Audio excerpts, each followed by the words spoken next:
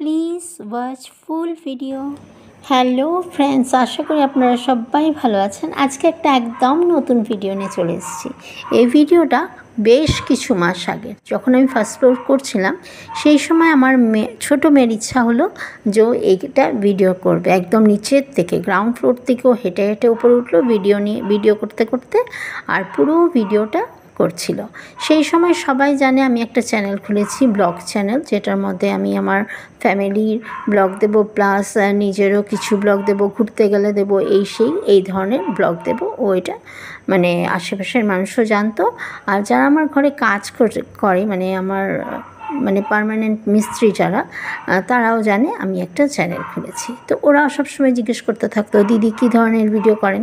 তো আমি বলতাম যে এই ধরনের, বলতাম কী ধরনের করতাম। আপনারা যে ভিডিওগুলো এখন দেখছেন, মানে আগের যে ভিডিওগুলো আপনারা দেখছেন, বা আমার আরেকটা চ্যানেলের যে ভিডিওগুলো দেখছেন না, ওই ভিডিওগুলো কিন্তু মেনলি আমার মেয়েরা ভিডিও করতো, এডিট করতো, আমার মোবাইলে ইউটিউবে আমার চ্যানেলে ছাড়তো।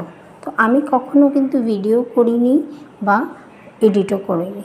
অনেক পরে আমি শিখেছি এডিট করা আর ভিডিও মাঝে মাঝে ধরা। তো আমি কিছু কাটাকাটি করিনি। আমি ভেবেছি যে সব জিনিস একটা আপনারা দেখুন যে আমাদের যখন আমরা কেউ ভিডিও করি, আমরা অনেক কিছু কাটাকাটি করেই কিন্তু আমরা ভিডিও বানাই। এই লাইনে আমি পুরোভাবেই কিন্তু কিছু জানতাম না যে সোশ্যাল মিডিয়ার ভিডিও কীরকম হয়। শুনেছি ফেসবুক আছে, ইনস্টা আছে মানুষের, ইউটিউব চ্যানেল বলতে কিছু আছে। মেয়েরা বোঝাতো যে মা তোমার রান্নাগুলো তুমি দিতে পারো, তোমার কত কি ব্লগ আছে, মানুষের কত কি দেখায়, ঘরের বাসন মাজা পর্যন্ত দেখায়, এইসব বোঝাতে থাকতো। তো আমার কখনো ইচ্ছা হতো না যে আমি এরকম কিছু ব্লগ করি বা এরকম স্মার্টফোন কিনি। তো সেই সময়ের কথা বলছি, কিন্তু হ্যাঁ, এই মোবাইলটা কিন্তু বেশি দিন হয়নি আমার ইউটিউব চ্যানেল বা আমার এটা। তো যাই হোক, এবার কি হলো, আমি যখন মেয়ে ভিডিও করছে, আমি ক্যামেরার সামনে হঠাৎ চলে এলাম ভূতের মতো।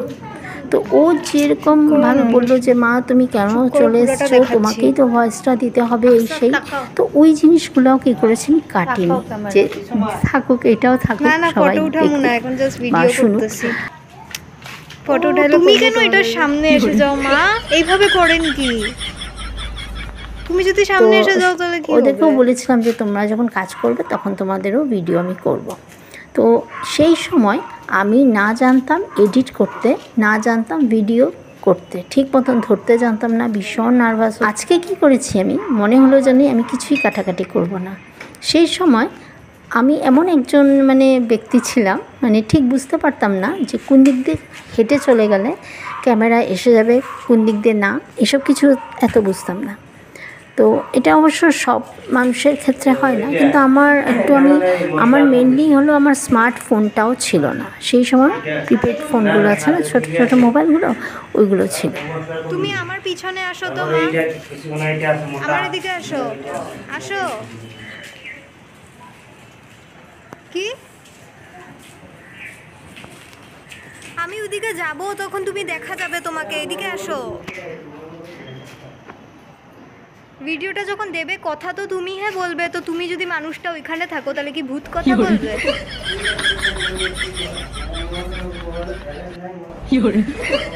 আমার পিছু পিছু থাকো, ক্যামেরার সামনে যেন তুমি না আসো।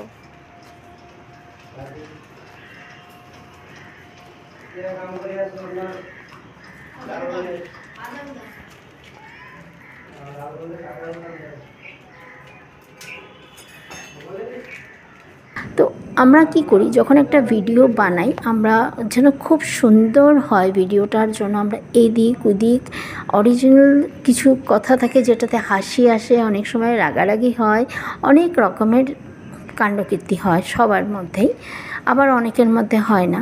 তো ওইগুলো কেটে কুটে কিন্তু একটা সুন্দর ভিডিও তৈরি করি, তাই না? তো আজকে আমি সেটা করিনি। আজকে আমি ভাবলাম না, এই একটা কথাও কাটবো না, না কেটেই সবগুলো কী কথা বলছে আমার ছোটো মেয়ে, কী না, ওই শুদ্ধাই দেবো। আমি জানি এটা আপলোড করার পর ও যখন ভিডিওটা দেখবে ওর রাগ উঠে যাবে, বলবে মা তুমি এগুলোও কেন দিয়ে দিয়েছো, এগুলো তো দিতেই লেগেছিল না, এগুলো দেয় নাকি মানুষ? তা আমি ভাবলাম না, দেই না, কিছু হবে না, কোনো ব্যাপার না। কথাগুলো একটা স্মৃতির মতন হয়ে থাকে, তার জন্য অনেক সময় মনে হয় যে কথাগুলো দেওয়া উচিত। তো চলুন আপনারা দেখুন আমার এই ভিডিওটা। তো আমি এই ভিডিওটা খানিক বড় করেছিল আমার মেয়ে, অনেক স্পেস ছিল তখন মোবাইলের, তো নতুন মোবাইল ছিল আমার। তো যাই হোক, তখন স্পেস থাকাতে বহুত বড় হয়ে গেছিলো ভিডিওটা, প্রায় 1 ঘন্টার ভিডিও ছিল ওটা। আমি এটা কেটে, এটা 8 মিনিট না 9 মিনিটের ভিডিও বানিয়েছি এটাতে। তো অল্প জায়গা কেটে দিয়েছি, একটু জায়গা স্পিড দিয়ে দিয়েছি, আর কথাগুলো এক্সট্রা অডিওটা বের করে এক্সট্রা অডিওটা অ্যাড করে দিয়েছি এটার মধ্যে, আর ভিডিওটা একটু স্পিড দিয়ে একটু ছোট করে ফেলেছি। যাই হোক, এখানে আমরা যখন ঘরটা করলাম, পুরোভাবে ঘরটা এখনও দেখাইনি, তো যতটুকু পেরেছি আপনাদেরকে দেখাচ্ছি। আর হলো জল দেওয়া অবধি, মানে মেনলি কিন্তু আমরা যখন বিল্ডিং বানাই, বিল্ডিংগুলোতে বেশিরভাগ কিন্তু জলটা কম দেয়, তাই না? কিন্তু এটা কিন্তু উচিত না, জলটা খুব বেশি দিতে হয়, কারণ অনেক সময় ভূমিকম্পতেও কিন্তু আমাদের পাখা ফেটে যায়। তো আমরা খুব পরিমাণে জল দিয়েছি, এই অবধি আমরা ভিডিওটা করেছি। তো আমার এই ভিডিওটা আপনাদের কাছে কীরকম লেগেছে জানাবেন।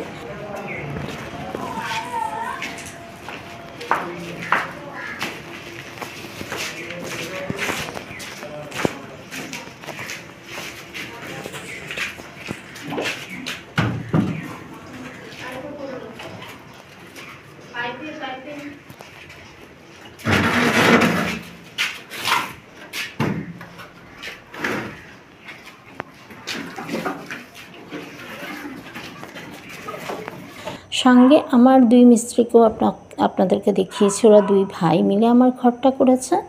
তো যতটুকু আমরা ভিডিওটা করতে পেরেছি আপনাদেরকে দেখিয়েছি। ভিডিওটা আপনাদের কাছে কেমন লাগলো জানাবেন, আর লাইক শেয়ার কমেন্ট করতে একদম ভুলবেন না। Bye bye, thank you.